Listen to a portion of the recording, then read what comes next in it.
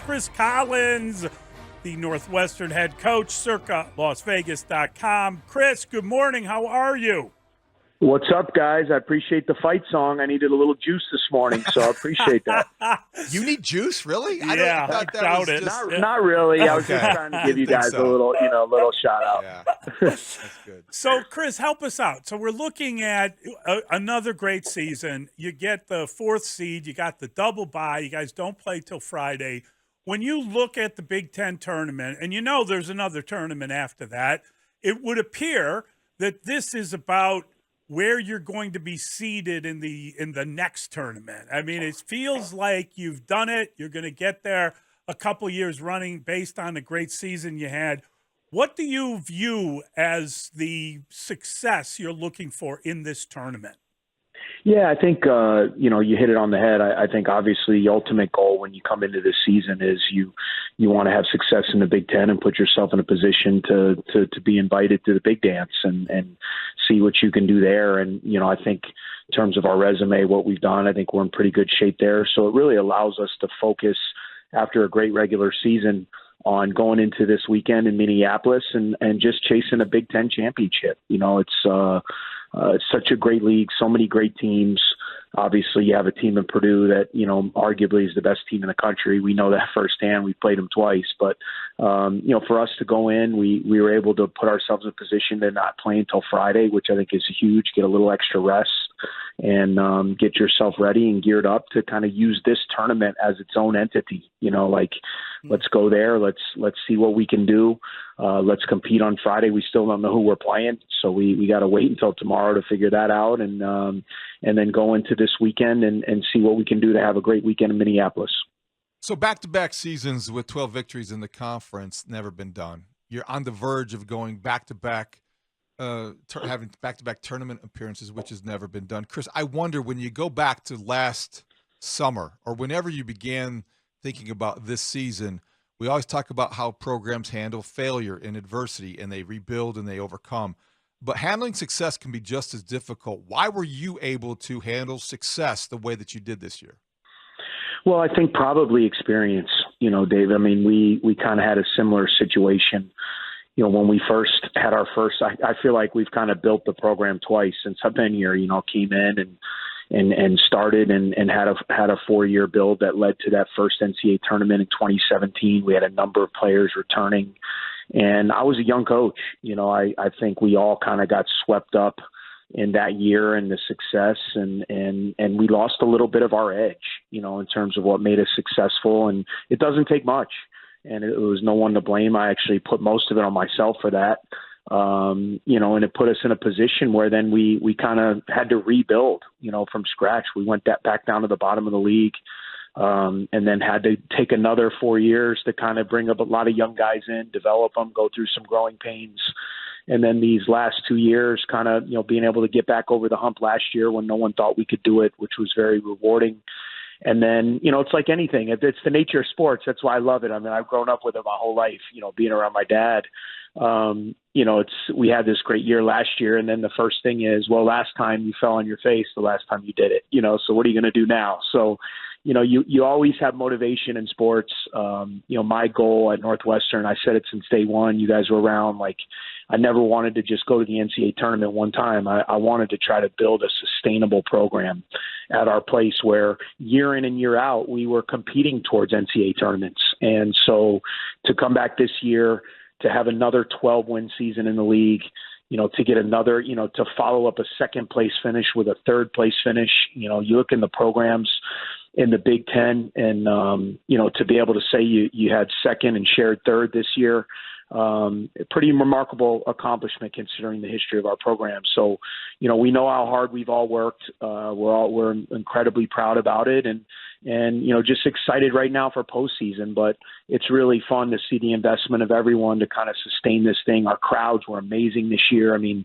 that was the vision I always hoped for, in our Welsh Shrine Arena, was coming in and having that home court advantage that we face when we go on the road in other Big Ten venues. And so it's just been really fun to see a lot of work by a lot of people pay off. And now's the fun time, right? You put yourself in a position to compete in the postseason and, you want to let it rip and see what you can do. And, obviously you're also picking up hardware. We'll find out if you're a coach of the year candidate and a worthy one. Boo Buie gets all Big Ten honors. He's the first unanimous first teamer in the program's history. He's been unbelievable this year. And to see him get an honor like that, you must be chuffed.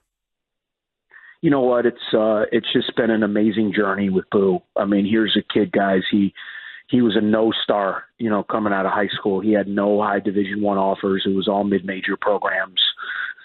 And we had seen him on the AAU circuit in the summer and saw his talent and kind of felt like he could be a guy that we could develop. That's kind of been our motto is, find some guys that fit us, develop them and get them better. And, to see him come in his freshman year, and we went 3-17 in the Big Ten.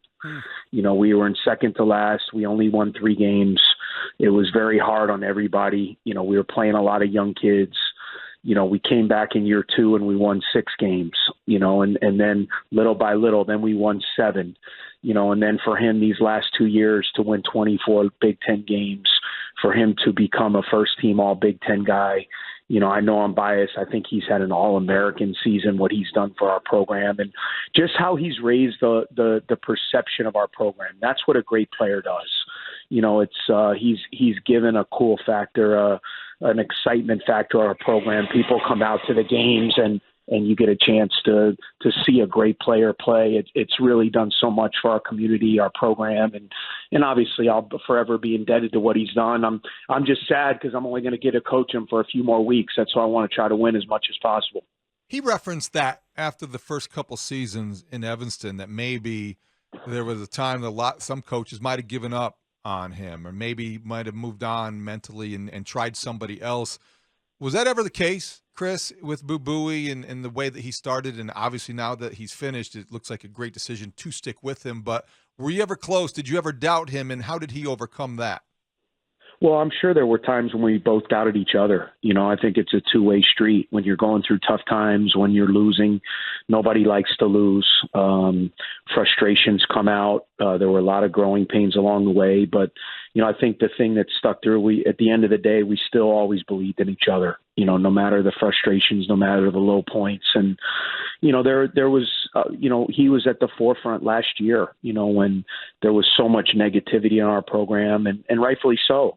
We had 5 years after the first NCAA tournament where we hadn't been back. We were kind of middling, in the middle bottom to the bottom of the league. And there was a lot of, speculation about where the program was headed. And, we just had a group of guys and he was at the lead of it, that just the narrative wasn't going to be, that wasn't how the story was going to be written. And we kind of just got together, we locked arms and we said, hey, we're in this with each other for the long haul, and let's change this narrative of Northwestern basketball. And that's what makes this fun. The journey of that, to go through that with a player and a leader and someone to watch and to get to the other side. And that, to me, that's why I've always loved coaching at this level, is because of those relationships and because of that development piece. And Brooks Barnheiser also recognized, I think he was third team Big Ten. He's also on the all-defensive team. That's something about your team, Coach, when we watch, is how hard these guys are playing. And, God, I watched that Minnesota game. He just jumped on them, and you never relented. It was just fun to watch a game like that.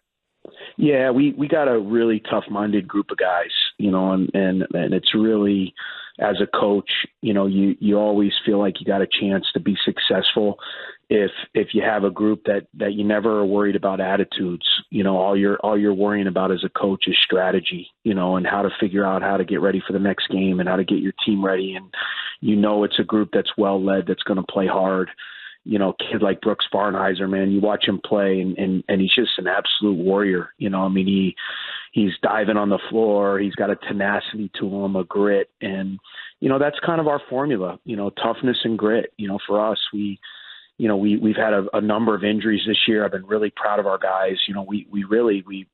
We've been without 2 of our main starters for a long time. And then we had a third starter who was out for a couple games. And, it's really hard on the college level, to sustain that, but it shows a lot about our group and they're tough-minded nature to say, hey, we might be missing some guys at times, but we're going to come out, we're compete, we're going to fight, we're going to play hard, and we're going to see where that leads us. And that's what's been really fun about this team, and that's what I'll always remember about coaching this particular team. And like I said, now you wake up today and get ready. We're heading to Minneapolis later on tonight, and you get that feeling, that juice in you, like, man, it's turning time. So you want to be at your best, you want to be ready to go, and I know our guys are looking forward to the opportunity. Relative to previous marches, as you get ready for this tournament, when you look at the past and you look at this year, how strong is the Big Ten top to bottom? And it's nice to be nearer the top than the bottom for you guys, Chris, but overall, how would you evaluate the depth of the conference?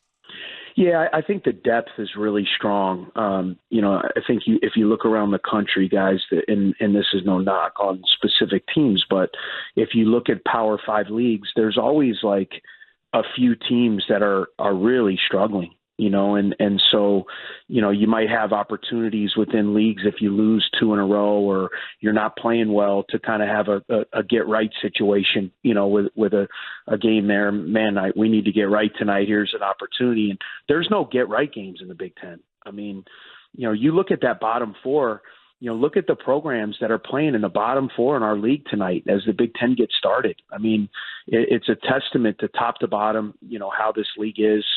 Obviously you have a team in Purdue that is, to me, the best team in the country, maybe with UConn, Houston right there. They've been the 3 best all year. A team like Illinois that, I think is as talented as anybody. We played both of those teams twice, and then after that, from Nebraska on down to the bottom, you have a situation where anyone can win on a given night. There's really good coaches, really good players, and it forces you to be at a high level every night. And hopefully that'll be a great, we haven't had a lot of postseason success as a conference, and I know Big Ten has taken a lot of heat for that. And the only way we can do that is to show up and win games when it matters. And you hope that this experience through this year of playing all the tough games and the competition home and road will prepare us, as we all get a chance, hopefully, like we'll get in as many bids as possible, and we have a number of teams that can make some noise once the tournament starts. How much has what you do changed with the transfer portal, with NIL, with all the changes to college basketball? How complicated have things become? Yeah, I think it's a great question, and I think you have to be willing and open to change. I think it's the number one thing. I was with Coach K for, almost 20 years of my life. And, I felt like one of his greatest strengths was his ability to evolve with the game while also not sacrificing your morals and your standards and the way you want things done in your program. So, I think that's the fine line now, is like, how can you find that balance? Like, if you're not up to date with what's going on, it is a new world in college athletics, with the transfer portal, with the NIL opportunities. Like, if you're going to be resistant and say, hey, I'm against this, I don't like this, then you're going to be left behind, because that's not where this thing is going. So you have to be creative. You have to be up to date. You have to kind of be able to evolve with the times. But I think it's also important, while you're doing that, you have to stay true to what you feel is right and your own standards and your own morals. And, that's going to be our biggest challenge going forward, because, I mean, look how fast this whole thing has changed, guys, in the last year. And so imagine where it's going to be a year from now or 2 years from now. So, that's the main part, is just kind of staying on top of what's happening. How can we at Northwestern continue to be successful, with the way we want to do things, but also understanding that it is a different time in college sports right now. In that context, Chris, which is a greater challenge, going out and recruiting the young talent at the high school level or AAU or whatever the case may be, or recruiting your own players and getting them to stay because the grass isn't always greener? I think retention is number one.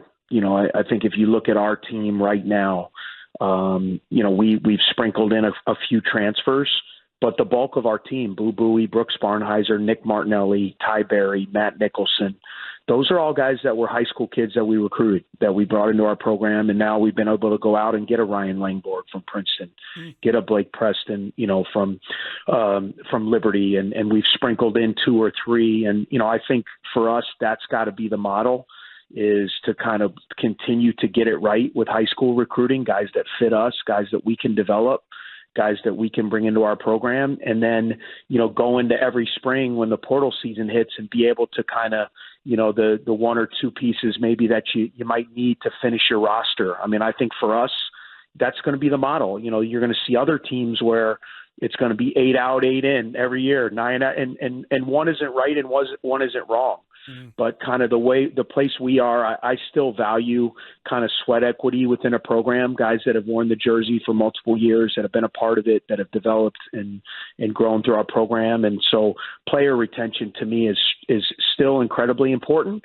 And then let's go out and kind of complement what we have with what's going to be available in the portal. And it's interesting because the COVID year is that's going to stop, but it's like the portal's not going away. It just feels Right. like, as much as things will stabilize slightly, this is the new reality. Do you talk to coaches about this? Do coaches discuss how this is kind of the new way of living? Yeah, I mean, under True Serum, guys, I'm sure there's not one coach in America that likes the way the system is. Right. I mean, but that being said, it's a system that, for the student athlete, is advantageous for them to continue to have options. And we all want what's best for our players. We want our players to do well. We want our players, they're in a position right now, you play in the Big Ten. If you can make some money, man. I'm all for that. I'm jealous. I wish I could have got it when I was playing, but I think that no one really loves where the system is at. But that being said, it's not going away. Like we're not backing up. Like this is going forward. This is the new norm. This is where we're at. It's going to continue to evolve. There's more lawsuits out there. There's more that could continue to change kind of where this is headed. And all we can do is adapt and adjust and do the best we can, try to do right by our players and do right by our schools, right? I mean, my job is to try to keep this thing going and build this program and get really good kids in here that want to win and be a part of it. And, under the new rules, that's what I got to, keep in mind and keep continuing to try to build. Great stuff, Coach. Congratulations on a great year, and we wish you the best in the tourney. And obviously, we can't wait to see where you land come Sunday. But that's a good feeling knowing the work's done. Thanks, Chris. Yes, sir.